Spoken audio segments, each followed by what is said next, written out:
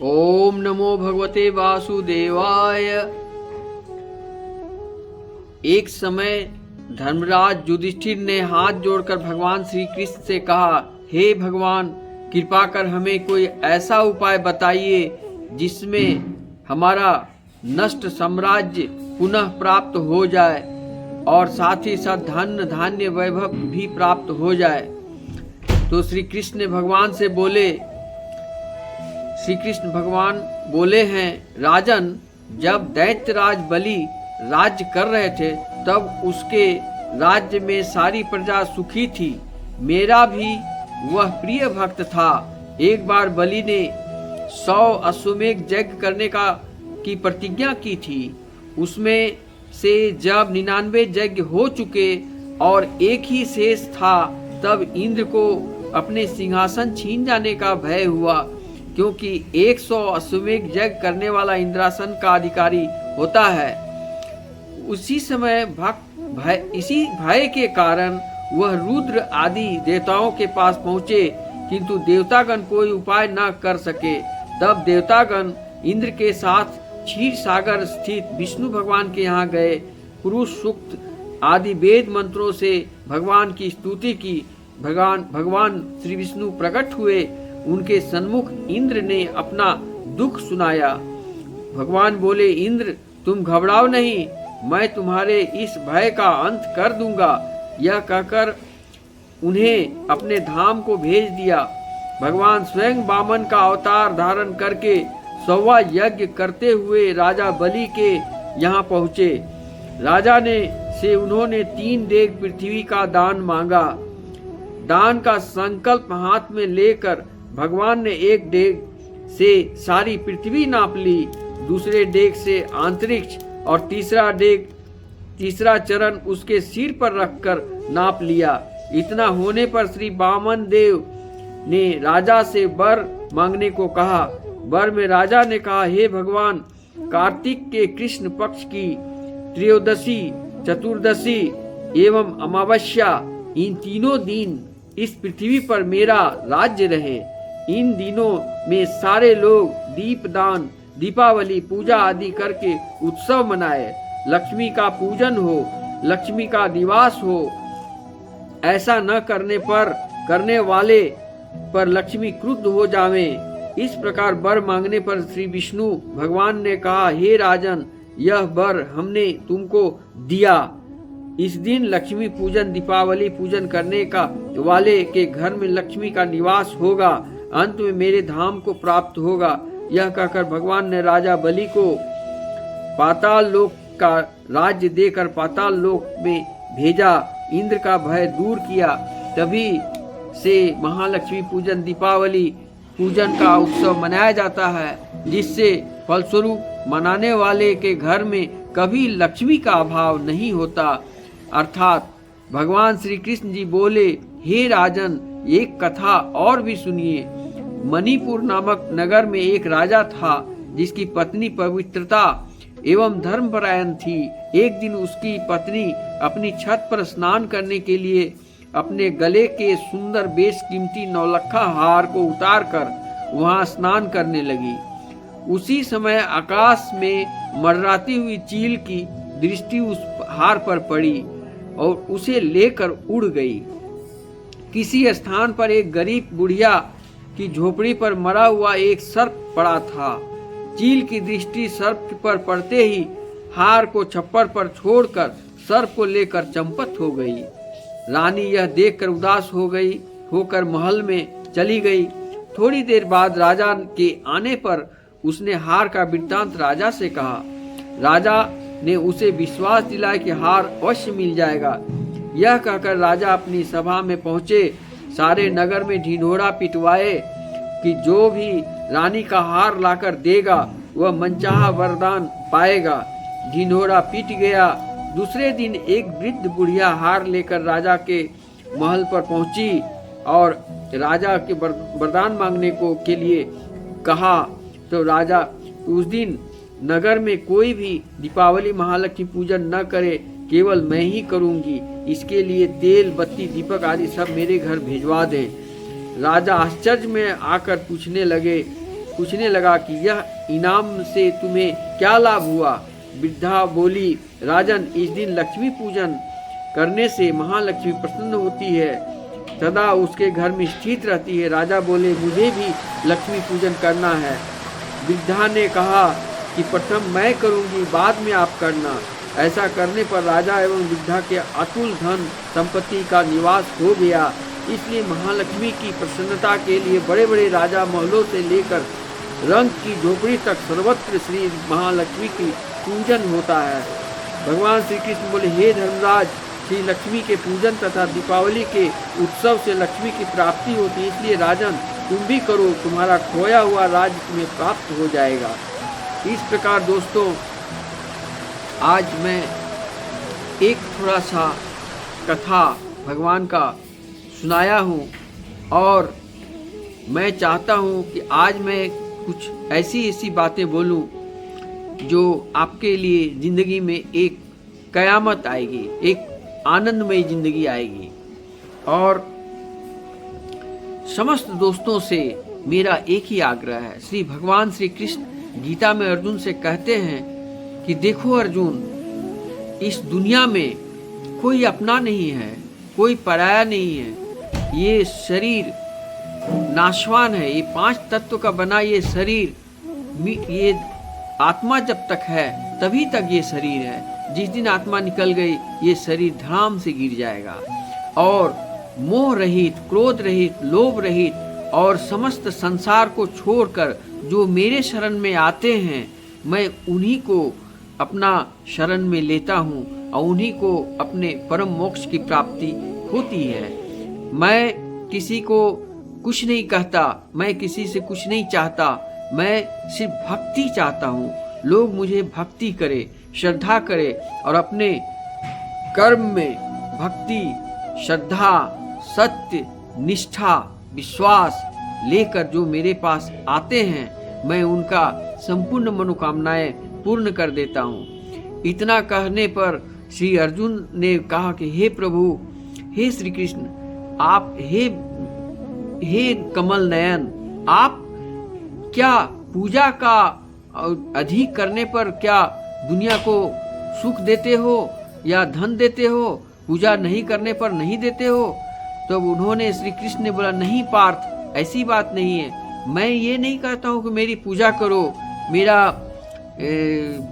यज्ञ करो, मेरा हर समय मेरा नाम भजो, मैं ये नहीं कहता हूँ। मैं ये कहता हूँ कि मेरे जो भक्त हैं, मेरे जो जीव जंतु हैं, पूरा ब्रह्मांड में मैं हूँ। और उन जीवों को जो व्यक्ति श्रद्धा पूर्वक जो उनकी सेवा करता है, जो उन पर भक्ति करता है, उनको कष्ट नहीं देता है, उनको दुख नहीं पहुंचाता है, उनको हम उन्हीं को वो हमें प्राप्त करते हैं। सिर्फ हमें भजने से नहीं, मेरे भक्तों को जो भजन करते हैं, कीर्तन करते हैं, हम उनको, जो मेरे जीवों को हत्या नहीं करते, जो हमारे जीवों को सेवा करते हैं, किसी भी इंसान को एक दूसरे इंसान से बेईमानी शैतानी नहीं करते हैं, ईमानदारी करते हैं। और ये जो कर्तव्य है इंसान का, भक्ति योग, ज्ञान योग और अथर्व, ये सब जो कर्तव्य है, इन कर्तव्यों को जो करते हैं, उन्हीं का मैं मुक्त उन्हीं लोगों से मैं प्रसन्न रहता हूँ और उनकी भक्ति को मैं स्वीकार करता हूँ और वे मेरे परम धाम को आश्रित होते हैं। फिर अर्जुन ने पूछा, हे श्री कृष्ण, हे मेरे कमल नयन प्रभु, आपने एक बात तो और नहीं बताई कि मोक्ष पाने का एकमात्र उपाय क्या है। जो मोक्ष पाने का एकमात्र उपाय है, मन, कर्म और वचन में सतोगुणी आ जाओ। गुण 3 प्रकार के होते हैं, सतोगुण, रजोगुण और तमोगुण। जो लोग सतोगुण में हैं, उनको सात्विक भोजन, सात्विक सोच, सात्विक संगत, सात्विक पूजन पाठन, सात्विक विचारधाराएं उन पर आती है। और जो सात्विक नहीं हैं, जो तमोगुण वाले लोग हैं, जो तामस हैं, जो हर वक्त तामसी बात करते हैं, तामसी सोच करते हैं, दूसरों का निंदा करते हैं, पर निंदा में समय व्यतीत करते हैं, दूसरे को सुख देखकर खुद को दुखी होते हैं, ऐसे लोग कभी भी मेरे को नहीं पा सकते या मेरी कथाओं को श्रवण करने में उनको बहुत सी बाधाएं आती है। कोई भी व्यक्ति जब मेरे शरण में आता है तो इसके पहले उसे शुद्धि होना होता है। जब तक वो मोह माया से परे नहीं हो जाता तब तक हमारे पास, हमारे समक्ष, हम में नहीं पहुंच पाता है। उनकी कोई भी पूजा पाठ कर्तव्य सफल नहीं होता है। और सबसे असल चीज है भक्ति। भक्ति, शुद्धि, सत्य, दया, धर्म, दान, कृपा, क्षमा, श्रद्धा, ये सब जो है यही मेरा भक्ति का मूल उद्देश्य है। इस तरह के जो लोग 108 बार मेरी माला जाप करते हैं, मेरे मंत्रों का उच्चारण करते हैं, चांटिंग करते हैं, हरे कृष्ण कृष्ण कृष्ण हरे हरे, हरे राम राम राम हरे हरे, इस प्रकार का जाप करते हैं, मगर अगर वो मन से, कर्म से और वचन से शुद्ध नहीं हैं तो वो जाप करके भी कोई पुण्य उनको नहीं मिलता है। और जो लोग हमें थोड़ा सा ही भजन करते हैं, थोड़ा सा ही नाम लेते हैं, लेकिन अपने सत पथ पर अपने कर्तव्य को करते हैं, सब कर्म करते हुए जो उनकी कर्तव्य हैं, एक पिता को पुत्र के साथ, एक पुत्र को पिता के साथ, एक पत्नी को पति के साथ, पति को पत्नी के साथ जो कर्तव्य हैं, उन सभी कर्तव्यों को करते हुए देश के लिए और सार्वजनिक कार्यों के लिए सभी तरह से जो कर्तव्य, अच्छे कर्तव्य करते हैं, जिसमें किसी का कोई नुकसान न हो, किसी को दिल को कोई दुख न हो, किसी का आत्मा में चोट न पहुँचे, कोई भी जीव की हत्या न हो, इस तरह पवित्र विचार से जो हमें एक बार पुकारता है, उसी से मैं खुश हो जाता हूँ। मैं किसी प्रकार का मंत्र तंत्र या किसी प्रकार का फूल जल या कोई पूजा पाठ से संतुष्ट नहीं होता हूँ। मुझे संतुष्ट करना है तो मेरे जो भी भक्त हैं उनकी सेवा भावना हो, ईमानदारी हो, कर्तव्य परायण हो, सात्विक सोच हो, सात्विक विचारधाराएं हो, तभी वो मेरे को प्राप्त कर सकता है। सवाल आता है प्रॉपर्टी को मत देखो, तुम कितना प्रत्येक दिन कमा लेते हो इसको देखो, और जो कमाई करते हो वो किस रास्ते से कमा रहे हो। या तो तुम अच्छे कर्म से कमा रहे हो या बुरे कर्म से कमा रहे हो, ये देखना होगा। सत्य कर्म पर तुमको करना होगा, तभी तुमको फल मिलेगा।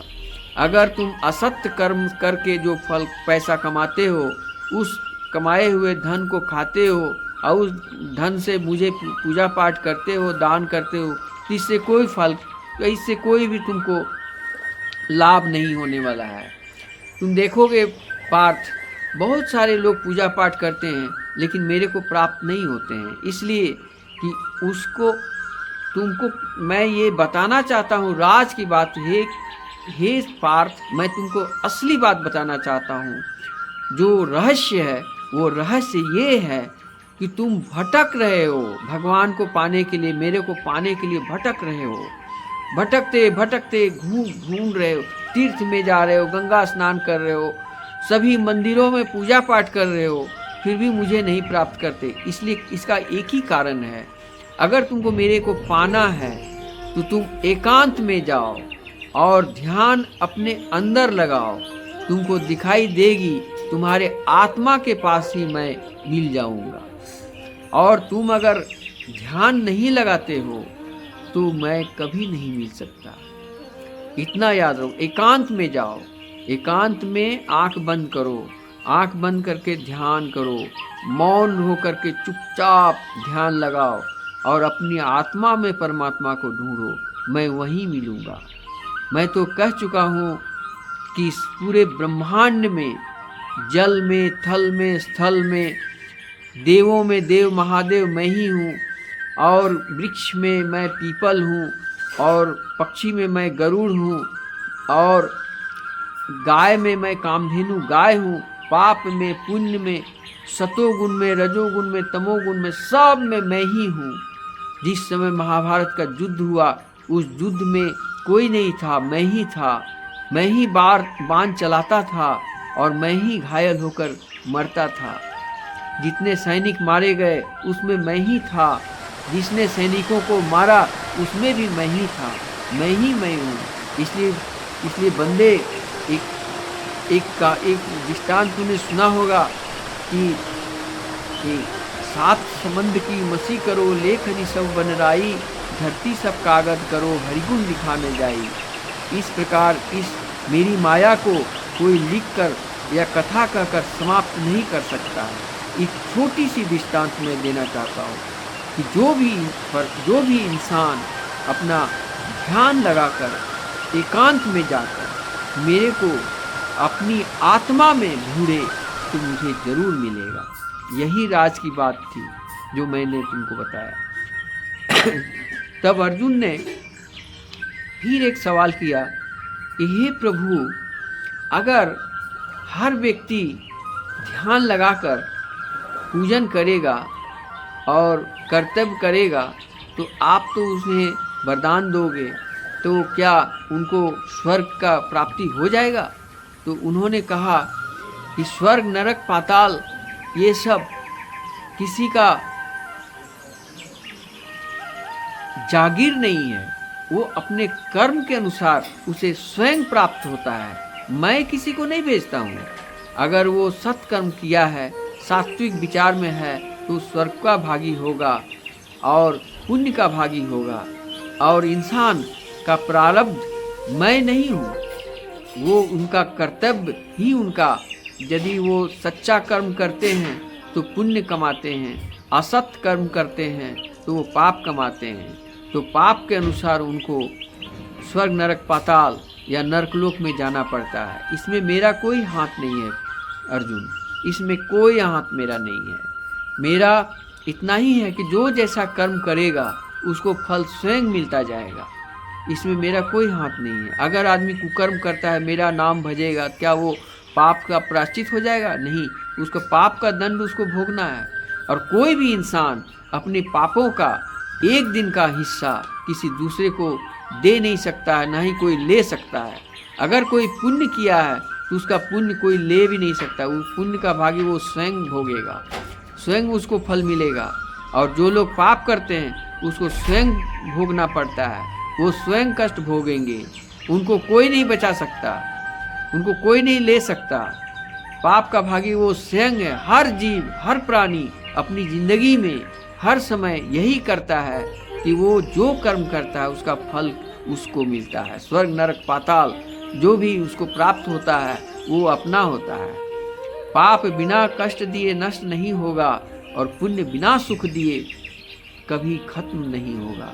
इसलिए दोस्तों, आज की कथा में मेरा कहने का तात्पर्य यही था। देखो दोस्तों, अगर तुम्हें कोई अपमान करता है, सम्मान नहीं करता है, तो दुख मत मानो, कोई दुख मत करो। इसको धूल की तरह झाड़ दो। और इस तरह के अपमान करने वाले लोगों के यहाँ कोई कमी नहीं है। जब तुम्हारे साथ काम पड़ेगा, जब उसको स्वार्थ होगी तो तुमको इतना मीठा वचन बोलेगा, लेकिन जब स्वार्थ निकल जाएगी तो तुमको इस तरह छोड़ देगा जिसे दूध में पड़ी मक्खी को निकाल कर फेंक देता है। मैंने अपनी ज़िंदगी में ऐसे बहुत से लोगों को देखा है कि उनको जब भी वो फ़ोन करते हैं तो अपना काम के लिए करते हैं, लेकिन कभी ये नहीं पूछते कि आप कैसे हो, आपको क्या चीज़ का कमी है, या कोई कब कहाँ क्या कर रहे हो, तुम्हारा तबीयत कैसी है, ये किसी ने नहीं पूछा। जब भी कोई पूछता है, फ़ोन करता है, तो अपना फ़ायदे के लिए फ़ोन करता है। सिर्फ अपना ही कोई चीज़ की ज़रूरत होती है तभी वो फ़ोन करता है। अन्यथा एकदम सही बात है कि कोई किसी से कोई प्रेम नहीं करता।